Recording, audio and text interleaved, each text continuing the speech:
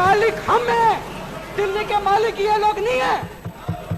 ये हमारे ऑर्डर को पास करेंगे, मानेंगे, हम दिल्ली चलाएंगे। नमस्कार दोस्तों। तो केजरीवाल जी जो हैं फिर से कहने लग गए हैं कि प्रधानमंत्री जी अपनी डिग्री दिखाइए। हाई कोर्ट से फटकार लगने के बाद जो है अभी भी इस आदमी को समझ नहीं आ रही है कि डिग्री वो क्यों देखना चाहता है। प्रधानमंत्री जी कितने पढ़े लिखे हैं इसका कोई भी किसी को सबूत की मैं मानता हूँ आवश्यकता नहीं है। वो बेहतरीन हैं और उनको बात करने की पूरी तरह से केजरीवाल से वो बेहतर है। परंतु केजरीवाल को जानना है कि प्रधानमंत्री की डिग्री कहाँ है, देश को जानना है कि प्रधानमंत्री जी की डिग्री कहाँ है, ये केजरीवाल जी का मानना है। केजरीवाल को लगता है कि पूरे देश को जानना है कि प्रधानमंत्री जी कितने पढ़े लिखे हैं। अब केजरीवाल को कौन बताए कि देश की जनता को ऐसा कुछ भी नहीं जानना है भाई, और जान के करना भी क्या है।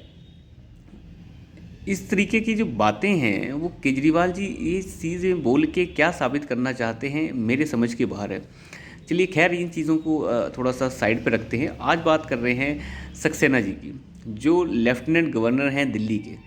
दिल्ली के लेफ्टिनेंट गवर्नर सक्सेना जी ने जो है आज थोड़ी सी टिप्पणी की है अरविंद केजरीवाल के ऊपर। उन्होंने कहा है कुछ लोग आईआईटी से पढ़ने के बाद भी अशिक्षित रह जाते हैं। कहने का मतलब उनका ये था कि कुछ लोग जो है आईआईटी से पढ़ने के बावजूद भी अनपढ़ रह जाते हैं, वो पढ़ लिख नहीं पाते, वो गंवार ही रह जाते हैं। उनके गंवार कहने पर देखिए केजरीवाल जी अब क्या कहते हैं वो देखना पड़ेगा। परंतु कम से कम सक्सेना जी ने आज टारगेट करते हुए ये तो कह ही दिया है कि केजरीवाल जी का जो तरीका और जो रवैया है वो बिल्कुल ही एक गंवार का रवैया है। इस तरीके से कोई गंवार ही बोल सकता है कि प्रधानमंत्री जी की डिग्री दिखाइए। तो ठीक कहा है उन्होंने कि कुछ लोग जो है आईआईटी से पढ़ने के बावजूद भी जो है अशिक्षित रह जाते हैं। उन्होंने बहुत सारी बातें और भी कही। उन्होंने कहा कि जिस तरीके से यमुना की सफाई के कार्य हो रहे हैं तो कोई सरकार चाहे तो उसका जो है क्रेडिट ले सकती है। तो कहने का मतलब ये है कि उनका कहने का मतलब बिल्कुल साफ था कि क्रेडिट तो कोई भी ले सकता है, परंतु इस जिस तरीके के आक्षेप केजरीवाल लगाते रहते हैं ये आक्षेप लगाना बिल्कुल भी एक अच्छे और बिल्कुल समझदार इंसान की पहचान नहीं है। आक्षेप लगाना भी तो है, अगर है भी तो किसी का कोई उस आक्षेप का सिर और पैर तो होना चाहिए, ताकि वो आक्षेप जो है ऐसा तो लगे कम से कम एक समझदार राजनीतिक दल जो है इस तरीके की बात कर रहा है। एक समझदार राजनीतिक दल इस तरीके की ओछी बातें अगर करेगा तो उसका मतलब क्या है। तो कम से कम वीके सक्सेना ने जो है आज अच्छी खासी फटकार जो है एक तरह से केजरीवाल को लगा दी है और बेइज्जती भी उनकी कर दी है। एक वीडियो मैंने छोटा सा अटैच किया है पहले, उस वीडियो को आपने थोड़ा सुना ही होगा। उसमें ये कह रहा है आदमी कि मैं दिल्ली का मालिक हूँ, हम दिल्ली के मालिक हैं।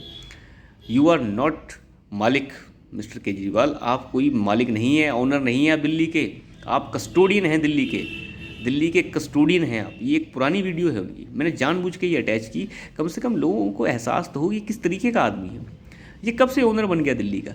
इसे जो है दिल्ली के रखवाली के तौर पर जो है वहाँ पे ड्यूटी पे बिठाया है दिल्ली की जनता ने। He is a custodian of Delhi. वो इसके लिए नहीं बिठाया कि दिल्ली को गिरवी रख दे, दिल्ली की जनता में फ्री का सामान बांटता रहे और जो उसके के पूरे जो तंत्र है, पूरे के पूरा दिल्ली का जो तंत्र है, चाहे उसमें ट्रांसपोर्ट डिपार्टमेंट हो दूसरे डिपार्टमेंट हो, वो घाटे में चले जाएं।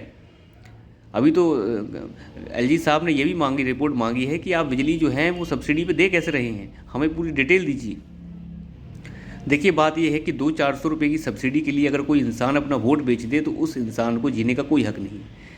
200-400 रुपये के चक्कर में जो है इस तरीके के जो हैं लोग बैठ गए हैं, जिनमें से 60 एमएलए में से लगभग जो हैं 20 एमएलए जेल की हवा खा चुके हों और 3-4 मंत्री जो हैं वो जेल की हवा खाने को तैयार हैं। 2 मंत्री जो हैं वो बहुत ही संगीन जुर्म में जेल के अंदर हैं।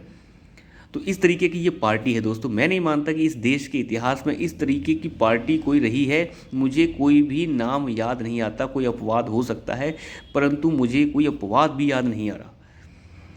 तो इस तरीके का इस आदमी का हाल है जो दिल्ली में खुद को दिल्ली का मालिक बताता है और कहता है कि हम अपने हिसाब से दिल्ली चलाएंगे। तुम कौन होते हो दिल्ली का हिसाब से चलाने वाले? जब दिल्ली केंद्र शासित प्रदेश है उसकी राजनीति जो है इस तरीके से नहीं चल सकती। इन्हें सब कुछ पता है, फिर भी ये जानबूझ के जो है उसे गोल मटोल करके बातें जो है बनाते हैं और लोगों को बेवकूफ़ बनाने का काम करते हैं। तो इस तरीके की हरकतें हैं इस आदमी की। मैंने जानबूझ के ये वीडियो इसीलिए अटैच किया ताकि एक छोटा सा उदाहरण जो है पेश किया जा सके कि किस तरीके का आदमी है। ये मालिक भी खुद को बताने लग जाता है। एक वीडियो बड़ी ही वायरल हुई थी एक टाइम पे मिस्टर आदित्यनाथ योगी की। तो योगी आदित्यनाथ जी ने एक बड़ी अच्छी बात कही थी कि मैं कस्टोडियन हूँ उत्तर प्रदेश का, मैं इसकी रखवाली करने आया हूँ और इस पूरी प्रदेश की जनता को देखना और इसकी पूरी संपत्ति की देखरेख करना ये मेरा धर्म है। मैं इसका मालिक नहीं हूँ, कल को कोई और आएगा वो इसे देखेगा, मैं चला जाऊँगा। तो देखिए इस तरीके की धारणा होनी चाहिए, मैं मालिक हूँ दिल्ली का, इस तरीके की धारणा है इस इंसान की। तो ये जो अहंकार सर चढ़कर बोल रहा है, मैं आपको ये अभी से बता दूं, ये अहंकार जो है मिट्टी में मिल जाने वाला है। बस थोड़ा सा इंतज़ार और कीजिए और ये मिट्टी में मिलता हुआ देखेगा, क्योंकि दिल्ली में केजरीवाल ने एक जो है वोट्स कॉम्बिनेशंस बना के रखे हैं। जिस तरीके से अखिलेश जैसे नेता बनाते हैं, कोई मुस्लिम का कॉम्बिनेशन बनाता है, कोई यादव का कॉम्बिनेशन बनाता है, हर राजनीतिक दल बनाता है, और चलिए उनको बनाना भी चाहिए जैसे उनको सही लगे। लेकिन बात ये है कि जनता बेवकूफ़ नहीं है। ये कॉम्बिनेशन दिल्ली में भी बना के रखे हुए हैं केजरीवाल ने। जिस तरीके से वो हर मौलवी को जो है सैलरी बांटते फिरते हैं और उनके किसी इफ्तारी में फलाने में, इस तरीके से जो हरकतें चल रही हैं केजरीवाल की, वो चल रही हैं, वो अपनी जगह चल रही हैं। और मध्यम वर्ग से नीचे के लोगों को जो जिस तरीके से जो है बिजली 100 यूनिट फ्री करके जानबूझ के, देखिए एक मध्यम वर्गीय आदमी जो है 100 यूनिट मुश्किल से जला पाता है, ठीक है। अगर 100 यूनिट उसने जला भी लिए तो वो मुश्किल से 400-500 रुपये भी नहीं बनते, और मैं नहीं मानता कि इतने भी खर्च हो पाते हैं। 100 यूनिट भी बहुत ज़्यादा होते हैं एक छोटे से परिवार के लिए जिसमें 2 कमरे का मकान हो। परंतु जिस तरीके से जानबूझ के केजरीवाल ने टारगेट किया है, वोट्स इकट्ठे किए हैं, वो अभी तक जीतते आ रहे हैं। परंतु अब ये और नहीं चलने वाला। लोगों को कम से कम इतना तो समझ आ रहा है। और जिस तरीके से इनके सारे के सारे मंत्री जेल जा रहे हैं, शराब घोटाले में फंसे हुए हैं, आज तक ये इस चीज़ का जवाब नहीं दे पाए कि आप जो हैं, आपने शराब घोटाला किस तरीके से किया और आपने मुनाफे को 5% से बढ़ाकर 12% कैसे किया। इसका जवाब जो है ना ये सीबीआई को दे पाए हैं, ना ईडी को दे पाए हैं। कोर्ट में अपनी बात बिल्कुल ही नहीं रख पाए हैं मनीष सिसोदिया, जिस वजह से वो और धंसते जा रहे हैं। एक छोटे छोटे सवाल उनसे किए गए थे कि आपने मुनाफा क्यों बढ़ाया, इसका जवाब दीजिए। कैबिनेट में इसका डिसीजन किसने लिया, इसका जवाब दीजिए।